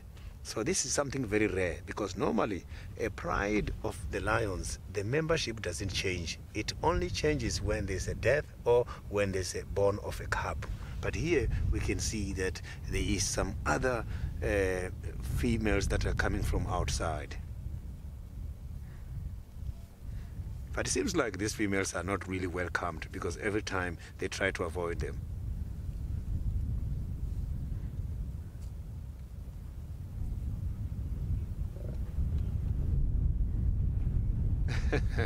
Ruby, look at that. So his mane is looking very, very, very big and is looking very nice. But you can see that he is much powerful, and what he's doing now is what excites these females the most when it comes to the mating activities. So just one charge, all the females backed off.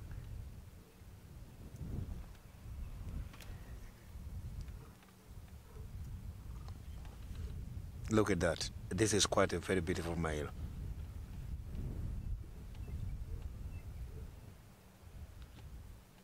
So they're trying to get some piece of meat in between the ribs.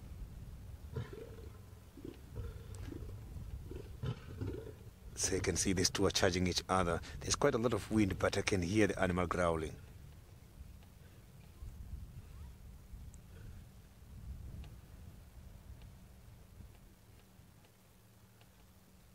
This is quite a lovely sound. If you look at what that male is doing now, he is licking these ribs. So the tongue of these male lions are so very much, the tongues of the cats specifically, they are very much coarse, so they can be able to scrape out some meat just by licking the ribs. So look at that one. So I think there is still quite a lot of meat.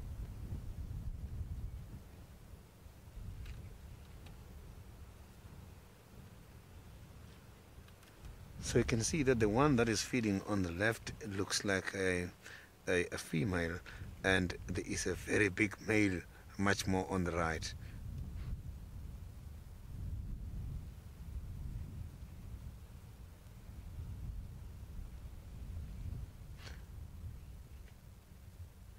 So one of the mange, it is part of the Mangeni pride. So the second one, I'm not seeing it here. That is the only one I'm seeing, but I'm sure the second one is here. As I saw them few days ago, they were all together.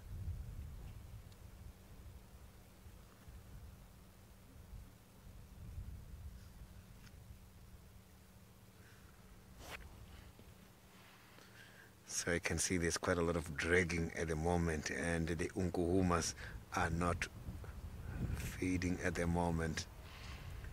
So now let's go to James, who's got Tingana, who is also having something to eat. Although Tingana did not catch, is something for Hosana.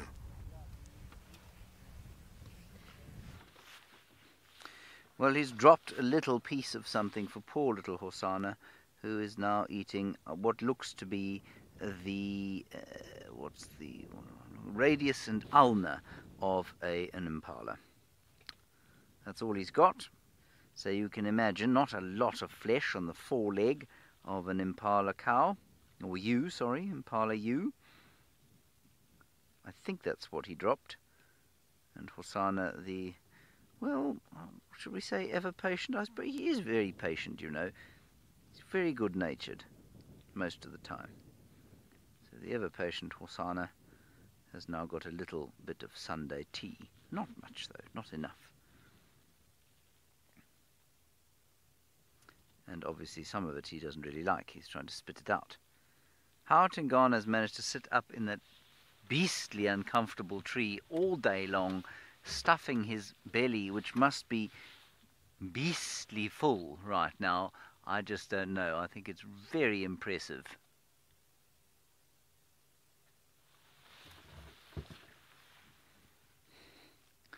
Sorry, I went silent there briefly because Brent Leo Smith just came over the Game Drive radio asking if there is a child on Game Drive who had lost a Batman mask, which was not something you hear every day, certainly. I now have a picture of Brent Leo Smith wearing a Batman mask in my mind. Well, there is Tingana. You can actually see him. He doesn't look uncomfortable at all. He has eaten a huge amount in the last little while. Killed an impala on his own, ate it all. Stole this impala from Hosana when it was, well, I don't know, about 6 hours old. Hosana's now looking like he might try and climb up, but I don't think he will. Aidan, only in very extreme circumstances could a leopard hurt its tooth biting a bone. They are very, very strong teeth, Aidan. And you'll find that unless there is some kind of disease or crack in the tooth, then it's very unlikely that they will break. But when they get older, when they're about the same age as Tingana, who's now almost 13, you'll find that the teeth become blunter. But seldom do they break. You do find cats with broken teeth, and that's normally, look at Hosanna here, that's normally because the tooth that's broken got a disease, the nerve died or something like that, became infected, and that then made it weaker, and that's why they break. But their teeth are very, very strong, even stronger than ours. And you know how hard your teeth are, Aidan.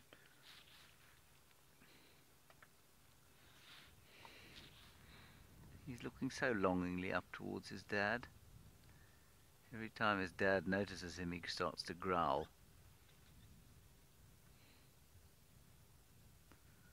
Sorry, young fellow. So much of your hard work has come to feed your father. That's okay. You can do the same one day when you're a daddy. It's almost like he's thinking about going up the tree. I don't believe he'll dare to go up, though.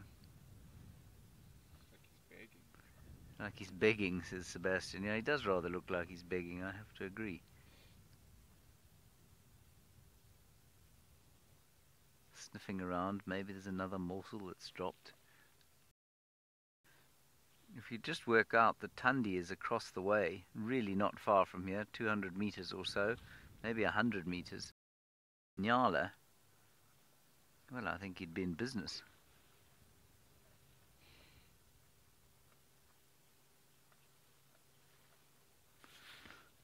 Well, this little fellow's going to have a scratch, and then I suspect a snooze. Let's head across to his potential thieving station.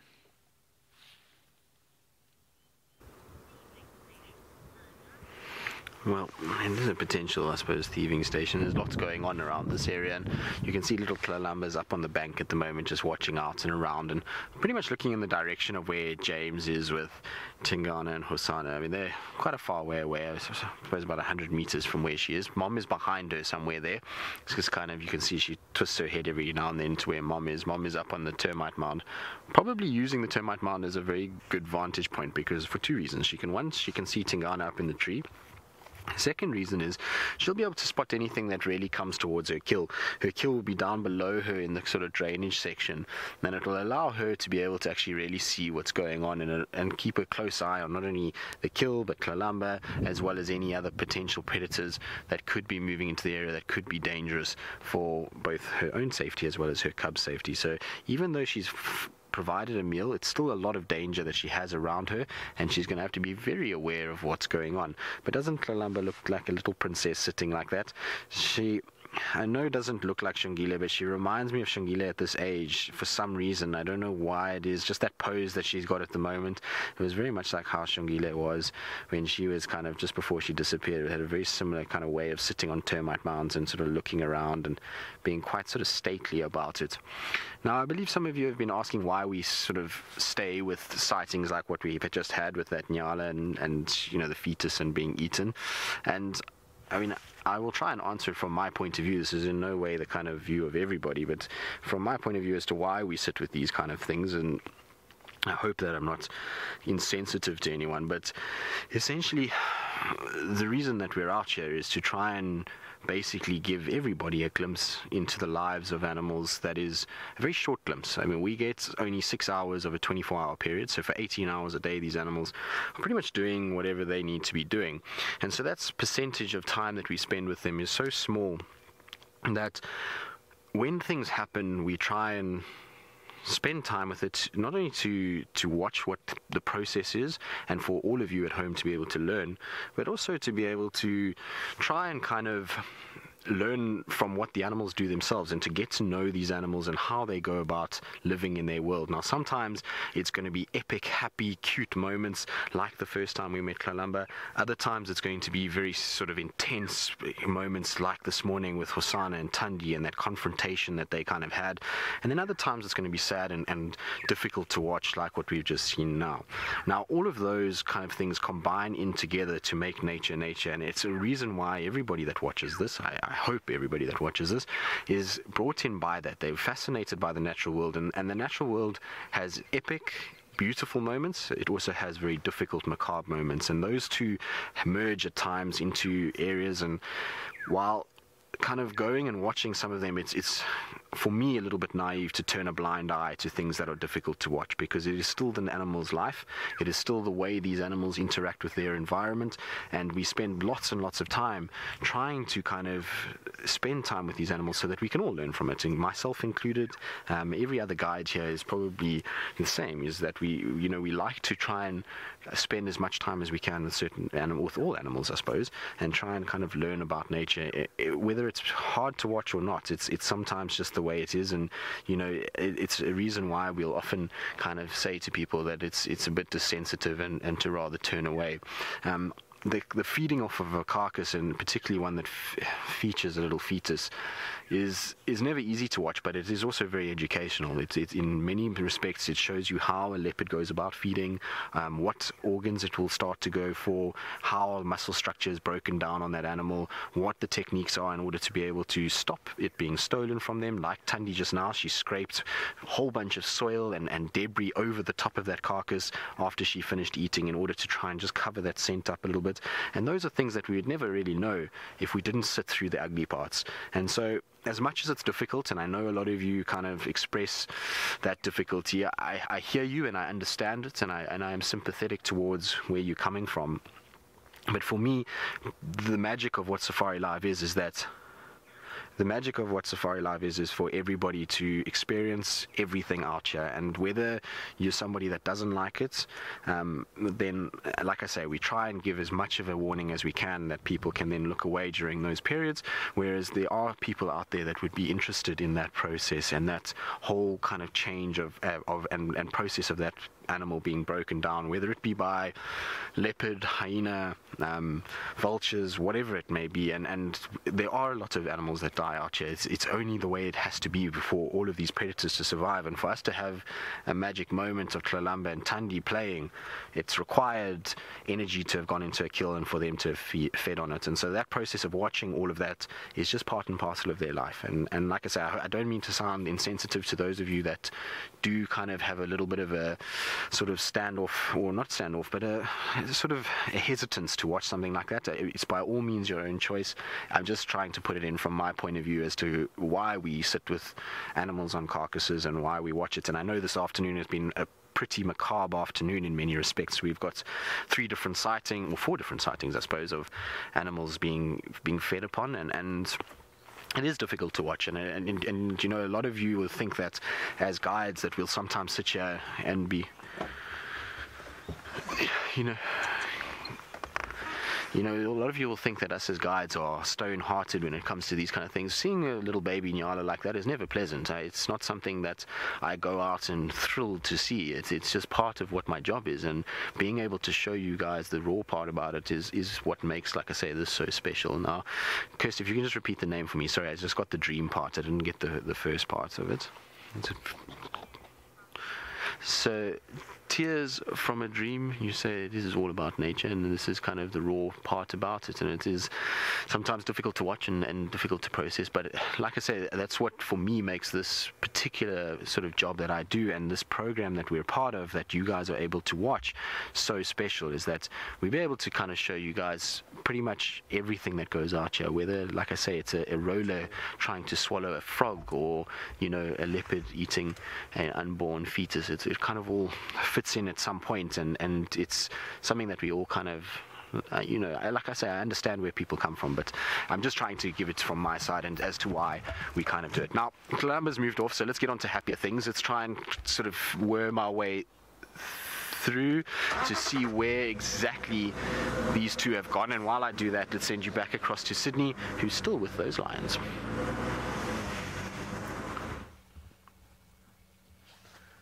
So you can see that I'm still here with the lions. Now these lions are divided into many groups. There's two males, one Avuka male and one Mangeni from the Mangeni pride. They are feeding on a buffalo carcass, and the rest of the Unkuhumas are much more heading towards Chitwa Chitwa. And with me here is one of the young males, I think, who is also slowly moving, following the others. But he's got quite a lot of interest to join the other males behind.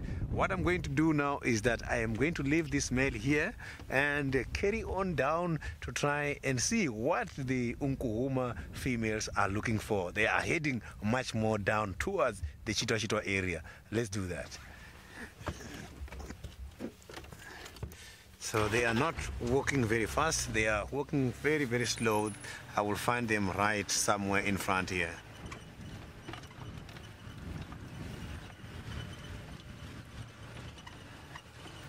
So maybe now it's time for them to have something to drink.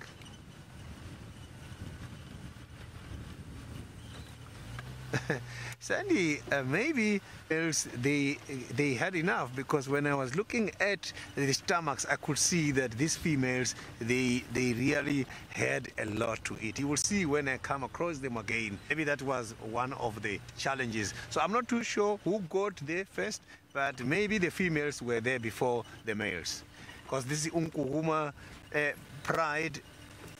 So now let's go to Egypt.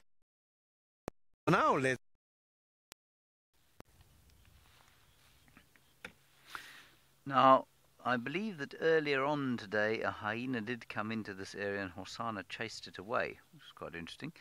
He or she appears to have returned and is behind the thicket. Now, we've driven into this area because we thought we might get a slightly better view of the two cats, which we have got. Here comes a hyena now. There we are.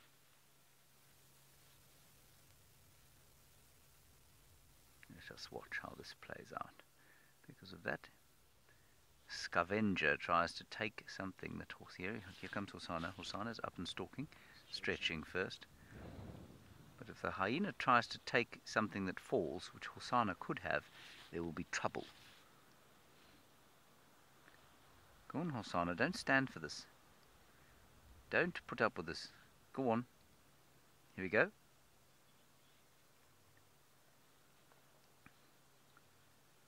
See what he does again. Every time the hyena turns its back, Hosanna gets up and prepares to charge. The hyena hasn't looked towards him at all. There, no. There we go. Good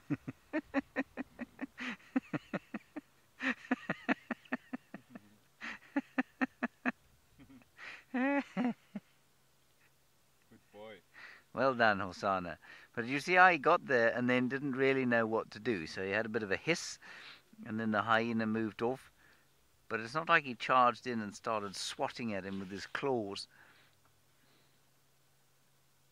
If the hyena had pushed back, I suspect Hosanna may have climbed up the tree. Then he'd have had to deal with his father.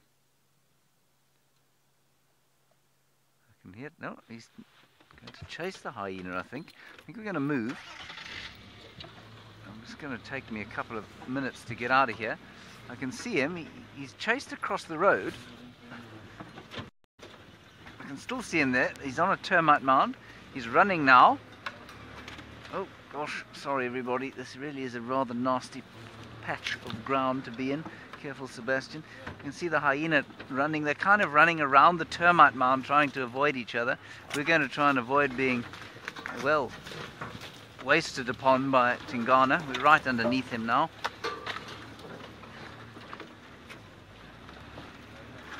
Hyena's back. Hosanna's still stalking him. There's Hosanna. Still stalking the hyena. This hyena now knows he's being stalked. There he is. You can see him moving there. Just a little flicker of spots. Here he comes, out the other side.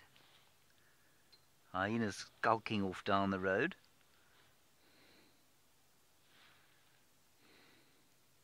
Maybe he's hoping his father will thank him for chasing away the scavenger.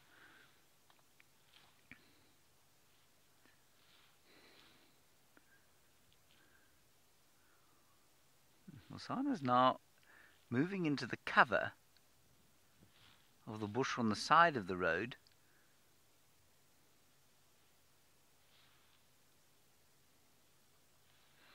Well, Ray, I think he's more than Daddy's food guard. I think he's Daddy's food provider. And now guard. Now that hyena could inadvertently be chased straight onto Tundi's kill.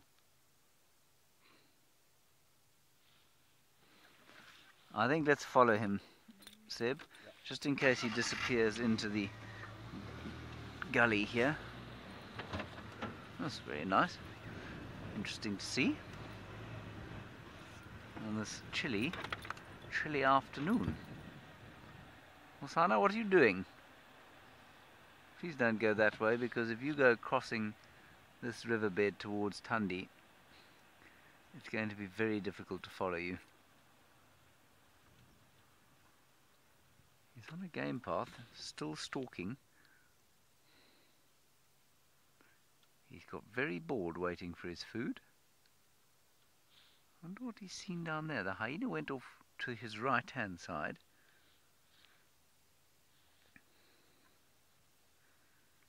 That lovely picture there. I always think at situations like this that a male leopard, or any leopard actually, is just so, I don't know, there's something incongruous about them in this environment. They're just almost look like they don't fit. They're so magical.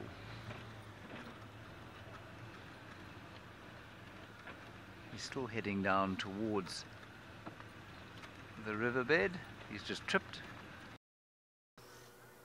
Now you can see James was right near that hyena, and it just gives you an idea of how close that carcass is to where we are. This hyena's found this carcass, and I'm afraid Tundi was bound to lose it to one or the other.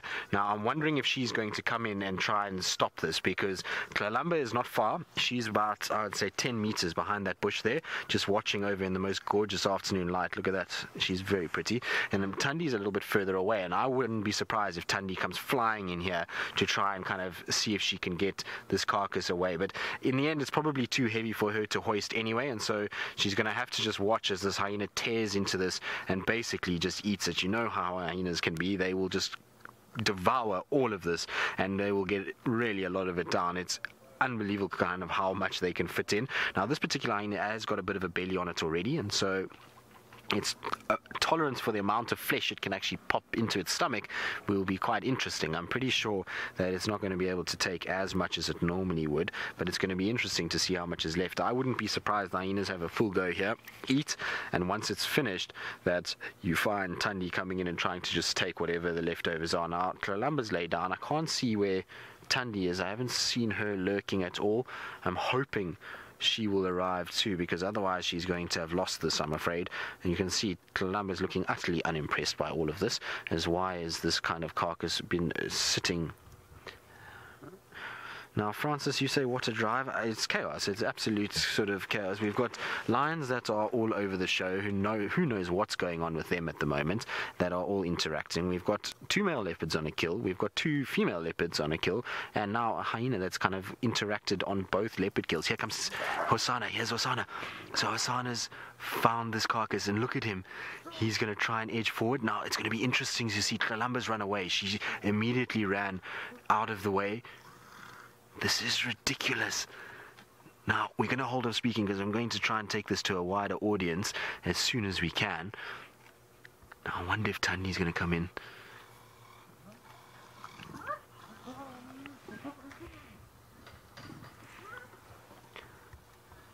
Right, now welcome to South Africa. It is an epic start to our afternoon, to our evening, should I say. As you can see, there's a tug of war between a hyena and a leopard. So what's happened here is a female leopard killed a nyala, and her and her cub have been feeding during the afternoon. But not more than 150 meters away was two male leopards that also had a kill, and one of the male leopards has run in here with the hyena, and they've stolen this kill, and they are now having a tug of war between the two of them. This is absolutely insane. Now I wonder if the female's going to come back this way, or are we going to see maybe the other male also arriving here, because the other male is a much bigger male than this one. This young male is called Hosana, and the bigger male is Tingana, who's his dad, and he might arrive. With the noise of these two feeding and fighting, you might find that that other male comes in. But look at how the hyena is still eating, even though the leopard is trying to drag it away from it, and the hyena is going to use all of its power and strength to be able to try and kind of break this open and pull this and try and get as much out of this carcass as possible. Now it really is quite amazing to see these two predators going at a tug of war between them. Now the male leopard is going to try and grab as much as he can and try and maybe get it up into a tree. So even if it's a chunk or a piece of it, he's going to try and get as much as he can up there, or he's going to sit and just feed right next to this hyena. This is absolutely ridiculous. How amazing is that? Now this is just insane. We have 4 leopards and a hyena all in the same place, and I wonder where the other 2 leopards have run off to. I wonder if maybe Mom has gotten a fright and her and her cub have shot off and gone in a different direction. It wouldn't surprise me at all. They ran off sort of up north away from us, and so I wouldn't be surprised if the 2 of them are trying to get out of here as quick as possible. With hyenas and other leopards around, a mom will always be very, very careful of her cub and will try and kind of separate them. But just listen to the noise of these guys actually feeding.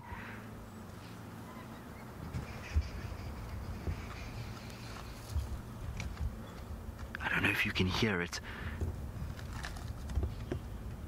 The hyena's jaws are so powerful. It's just breaking open that rib cage and trying to get into where the flesh is.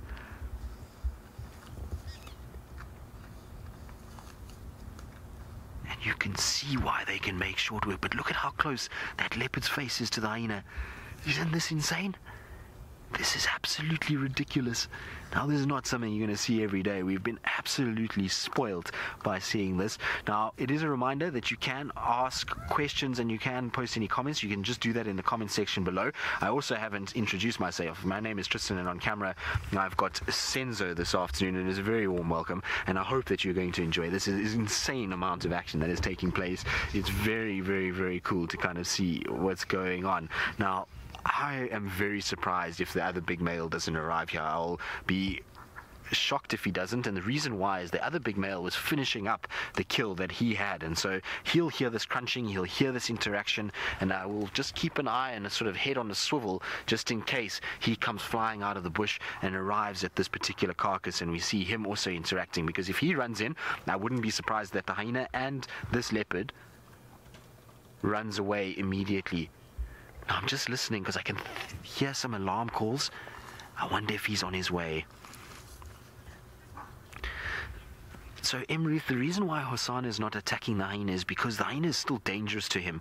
A bite from one of those, well, from a hyena's jaws, could very well latch onto his paw and could break bones in his paw. Remember, their mouth structure is hugely powerful. I mean, you can see how this hyena is ripping into this carcass and taking off big chunks and breaking bone, and that means that Hosana has got to be a bit careful of that. He doesn't want to get himself injured. Much easier for him to be able to find another meal than it is to be able to try and interact with something like a hyena. So he's really got to be very careful about that, and that's why he's just going to try and kind of feed next to it. And what's eventually going to happen is that hyena is going to get full and might just leave a piece, or they're going to have a tug of war and the carcass is going to break, and Hosana is going to end up with one section and the hyena is going to end up with the other section. But they're both in a race to try and eat as much as possible. Unfortunately for Hosana, hyena's got a better ability to be able to just swallow massive chunks of meat. But this is insane. It's amazing how quickly a hyena goes through a carcass. It astounds me when they do this.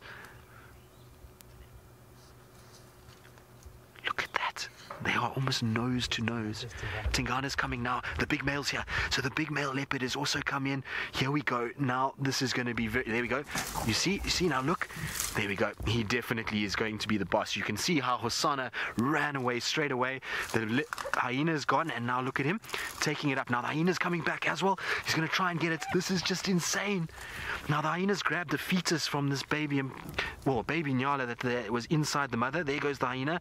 Hosanna unfortunately has lost out, but Tingana has got it up in a tree. Here's Tandi. Now there's the third leopard. Here comes Tandi as well. So there's the mother. She's also here. So we've got the mother, we've got Hosanna coming in. 3 leopards in the same place. Look at this. This is insane. Now Tandi's moving off. She's calling her cub. She's trying to get her cub to try and say, come, let's get out of here. There's too many leopards around. There's too much going on. And so she's trotting off. Hosanna is going to the base of the tree to try and see if he can find some food. This is insane. Now, can you believe what is going on here? This is ridiculous. This is not something that you are going to see every day. There's 2 big male leopards, well, one very big male leopard and one still growing leopard in one frame, and Tandi in the background somewhere off to the left. You might be able to just see her moving. So 3 leopards in one shot, which is not what you see very often, especially 3 adult leopards like what we're seeing now. The cub has run off. The cub would have run off in this commotion. She's going to try and gotten somewhere safe. I wouldn't even be surprised that that little cub is up in a tree somewhere, just trying to stay out of the way of this chaos. But you can see Tingana's power. He just ran in.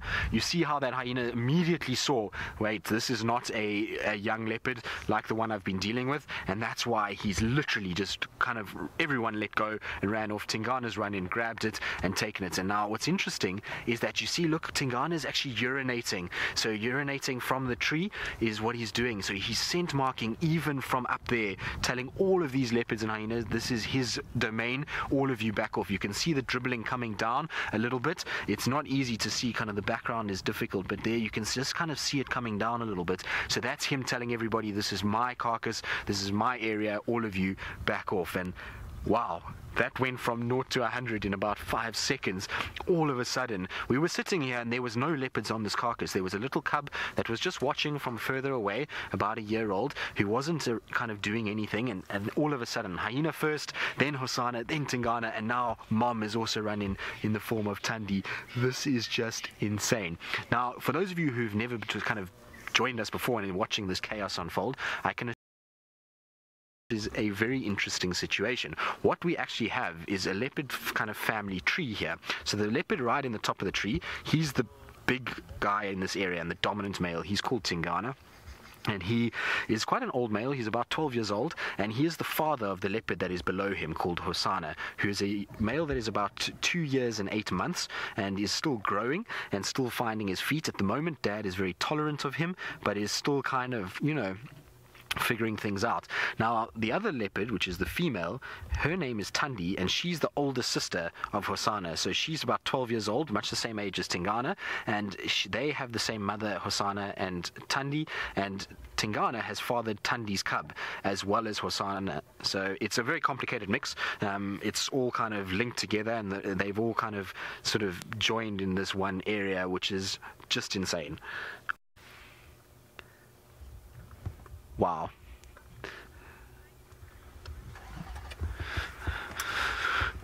Giselle, you're saying you're trying to find one word for the sighting, but it's too difficult. I know, it's just absolute pandemonium is what I would probably say for one word. It's insane to see what has just taken place. These are not things you get to see every single day. You go a long time in life going through to the bush and visiting and being a guide before you'll see a sighting like what we've just witnessed. That amazing kind of rush in from these leopards. You can see, look at him, he's up there. Now, what's interesting is this is the second kill he's stolen today. Tingana stole Hosanna's kill this morning. So Hosanna had a different kill further away, about 150 meters away, and he stole that, and he's now stolen another kill from poor Hosanna. And so, you know, it's just a game of thievery at the moment, and it's been like this through the whole winter with these particular leopards. We've been seeing this regularly, that they all kind of are thieving from one another, and it's become all of a bit of a mess. But anyway, there goes Hosanna. He's trying to see if maybe that carcass drops, that he can grab some of it. Tingana's trying to steadily put it back into the tree. This is absolutely ridiculous. Wow. is all I can say. Now, it's going to take a bit of time for everyone to settle. It will all settle down eventually. You will find that everyone will find the place that they want to be in, and everyone will kind of relax a little bit, but it's going to take a bit of time. It's been a sudden kind of moment of complete chaos. Anyway, it's been an absolute pleasure having you guys on board. We're going to sign off for now. I hope that you enjoyed that moment of pandemonium, and we'll hopefully see you all again on Safari Live. If you want to see what plays out, remember that you can just Google Safari Live and carry on watching us. But from Senzo and myself, it's been an absolute pleasure. We'll see you all soon.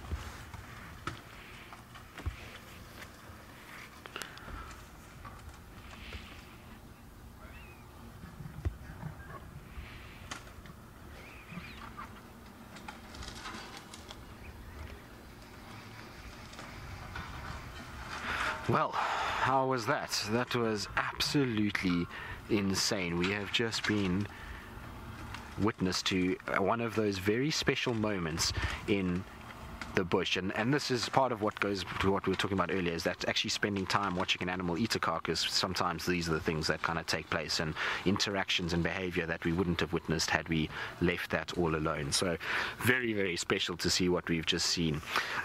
Wow, I need to catch my breath. That was all a bit chaotic, to be honest, and so hopefully it kind of settles down a little bit. But it is that time, though, that we are going to be signing off. Remember, we are going to be coming to you again at 6:30 our time, or Central African time, where we kick off as a premiere on local South African television. So remember to tune in again in about half an hour's time, and hopefully the madness will be continuing at that stage. It's going to be, certainly is lined up to be an action-packed evening. So from all of us that have been out this afternoon, it's been an absolute pleasure. Hopefully we'll see you all a little bit later. Otherwise, we'll see you tomorrow morning on the Sunrise Safari.